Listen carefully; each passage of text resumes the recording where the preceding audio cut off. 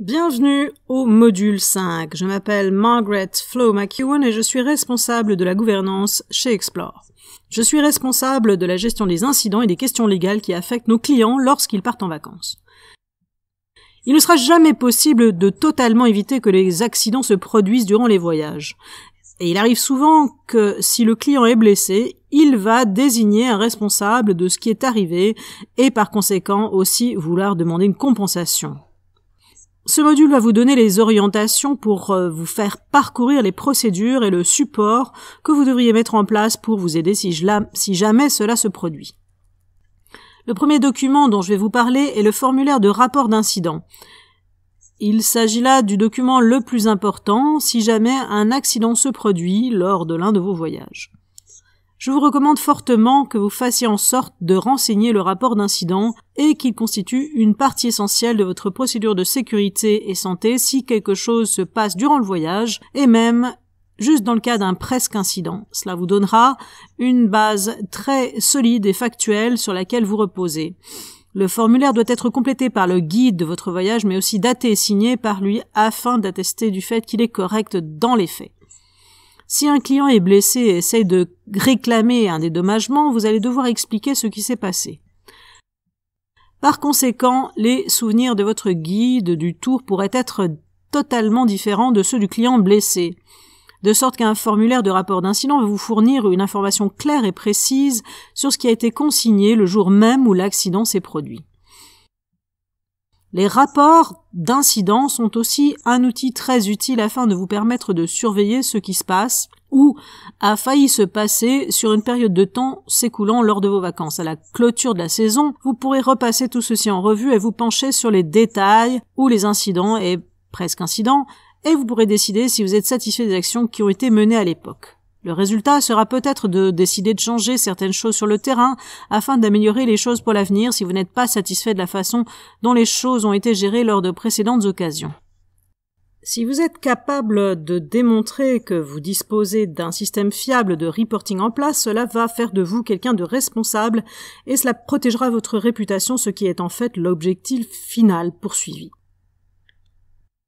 Donc la question est bien la qualité de votre mémoire.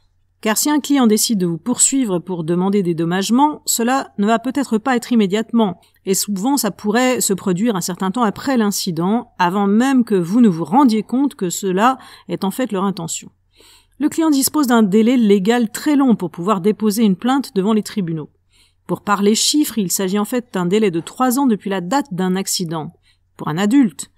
Mais pour un enfant, c'est de 3 ans après la date de leur 18e anniversaire.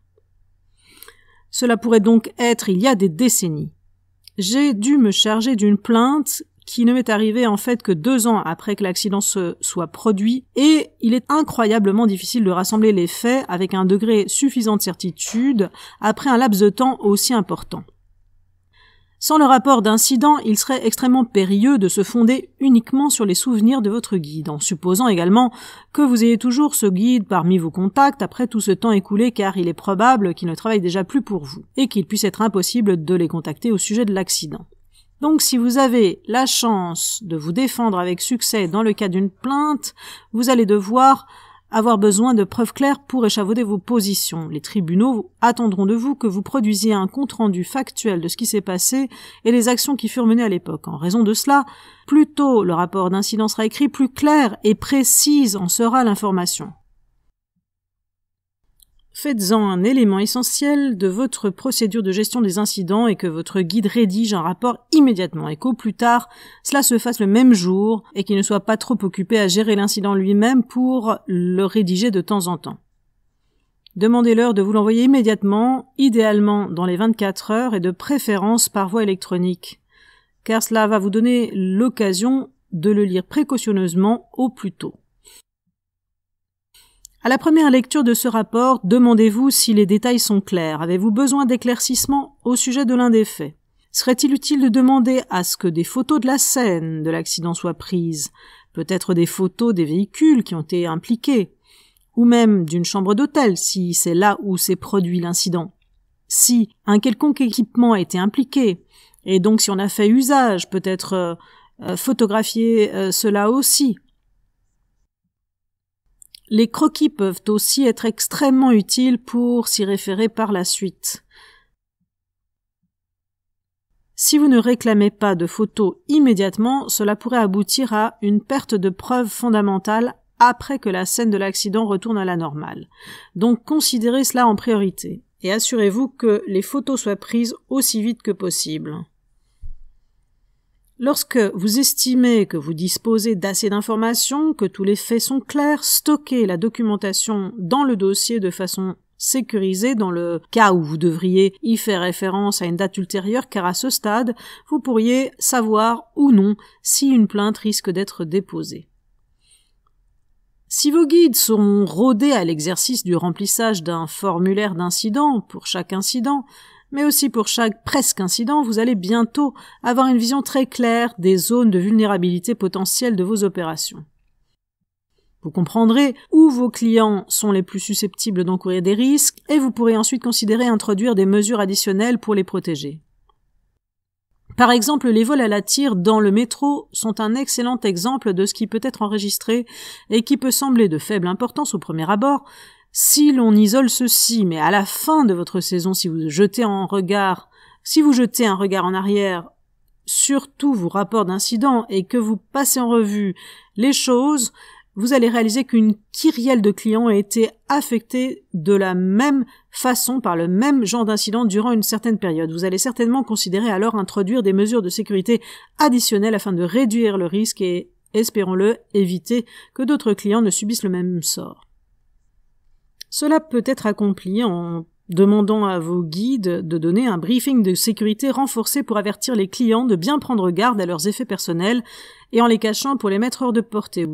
Vous pouvez dire également de ne pas du tout emporter d'objets de valeur quand ils prennent le métro. Vous pourrez également mettre en place une mesure opérationnelle en recommandant d'éviter d'emprunter une station de métro en particulier. Ou, si c'est particulièrement important, vous allez peut-être considérer d'éviter totalement le métro ou d'utiliser un autre mode de transport qui n'est pas frappé par une telle fréquence de vol à la tire. Dès que vos mesures ont été mises en place pendant un certain temps, évaluez-les en regardant en arrière pour voir si le problème qui existait avant de la saison était résolu. Maintenant, le risque a été résolu.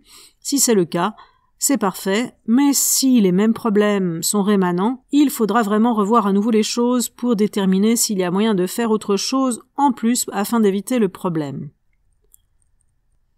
Si un client est blessé et décide d'en jeter l'opprobre sur quelqu'un et de recevoir un dédommagement pour ce qui s'est produit, alors cela se passera par la voie légale.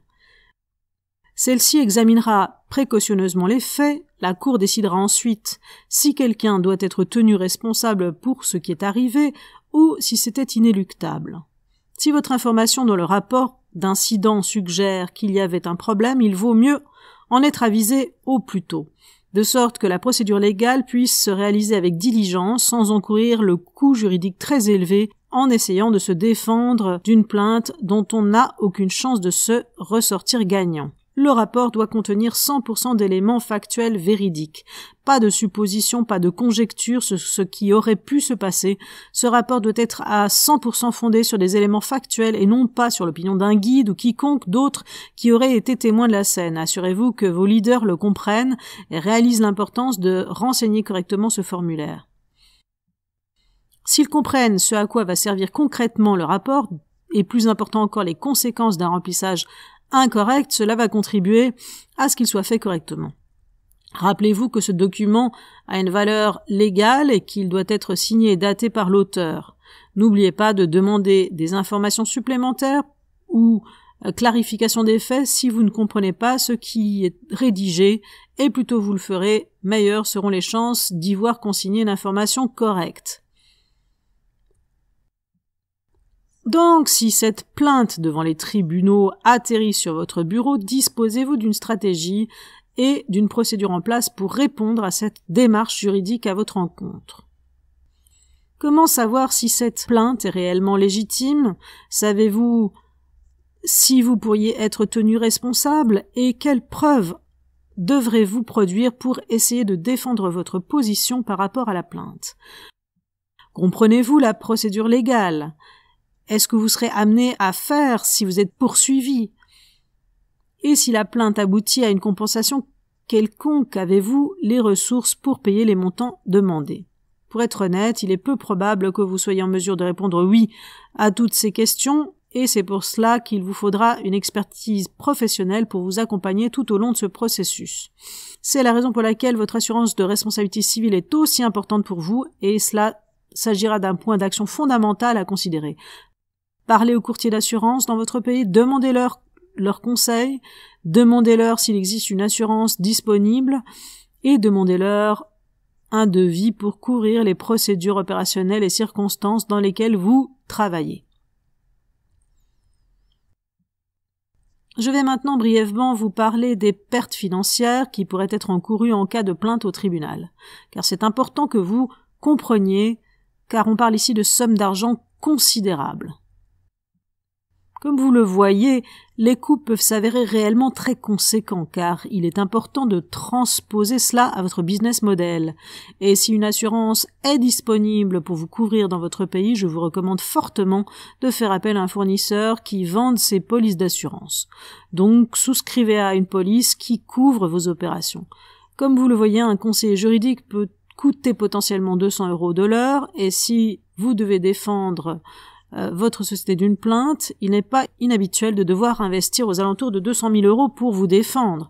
Et par rapport aux frais juridiques de votre client, si vous êtes tenu responsable de négligence, vous aurez à payer leurs frais juridiques également. La compensation peut être n'importe laquelle. J'ai travaillé personnellement sur des dossiers qui ont coûté des millions d'euros.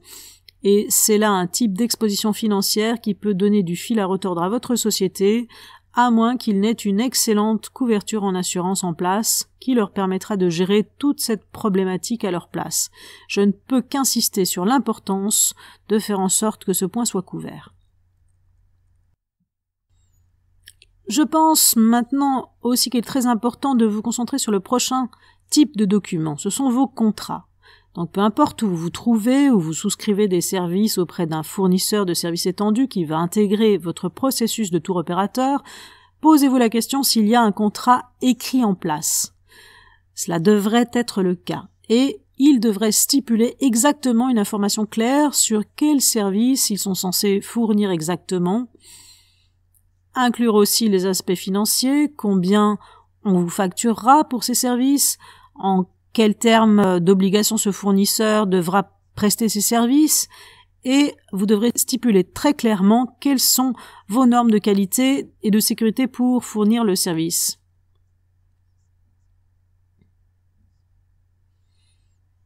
Où il y a une législation locale en place, il faut en principe préciser qu'ils sont censés s'y plier, ainsi que les procédures normatives opérationnelles, dont on a parlé dans le module antérieur également. Si une situation se produit où les services doivent être annulés, votre contrat doit préciser clairement ce qui va se passer dans cette situation. Et si votre fournisseur de services étendu ne peut vous fournir ces services à un niveau de norme de satisfaction, cela va résulter en une rupture de contrat. Il faut inclure quelque part le droit à une compensation et le retour des sommes que vous devriez rembourser en raison de cette rupture. Nous avons parlé précédemment de plaintes au pénal et de clients qui pourraient vous poursuivre en demandant des compensations pour des blessures encourues. Si ce fournisseur de services étendus était en réalité impliqué dans le processus qui a abouti à cet accident, vous allez certainement vouloir les impliquer dans la plainte pénale également. Et dans ce contrat, par conséquent, il faudra une formule, quelque part, qui donne le droit de les impliquer dans cette plainte et de leur réclamer tous frais légaux et compensations que vous seriez amené à verser, et c'est ce qu'on appelle techniquement la subrogation. Donc pour résumer, nous allons parler brièvement du contenu d'un contrat. Son but est en fait de vous protéger, vous et toutes les parties présentes, mais aussi de faire comprendre à chacun quelles sont leurs obligations légales et à quoi ils ont souscrit. Dans l'éventualité d'une plainte, ce contrat aidera à déterminer les responsabilités de l'accident lui-même. Il est également là pour jeter les bases de l'attente par rapport aux services fournis et des normes de qualité pour le réaliser.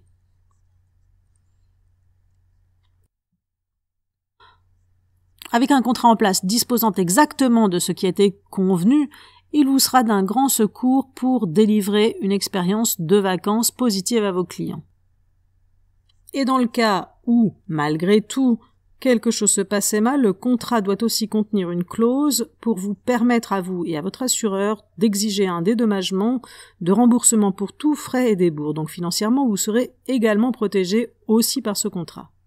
C'est un très important document à mettre en place dont vous devez disposer et partout où vous ferez appel à un fournisseur de services étendus impliqué dans vos opérations, il vous faut ce contrat en place également.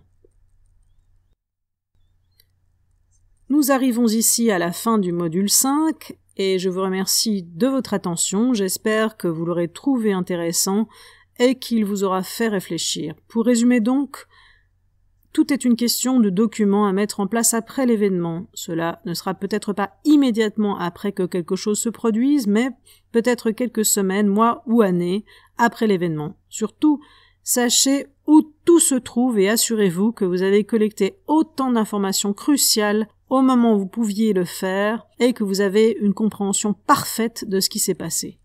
Assurez-vous de savoir où vous tournez pour un avis juridique et un soutien financier auprès de vos assureurs qui vous aideront durant la procédure légale. Et assurez-vous d'avoir un bon et solide contrat avec vos fournisseurs qui établissent clairement quelles sont leurs obligations légales envers vous et les vôtres envers eux également. Et je vous assure que si vous avez une assurance en place, vous avez de bons et solides contrats en place et que vous prenez note de n'importe quel événement, que ce soit un vrai accident ou un presque incident, je vous promets que vous serez dans la meilleure situation possible pour protéger votre réputation et pour offrir à vos clients une expérience de vacances très positive et sûre. Merci encore une fois. C'était Margaret Flo McEwen. Bye bye.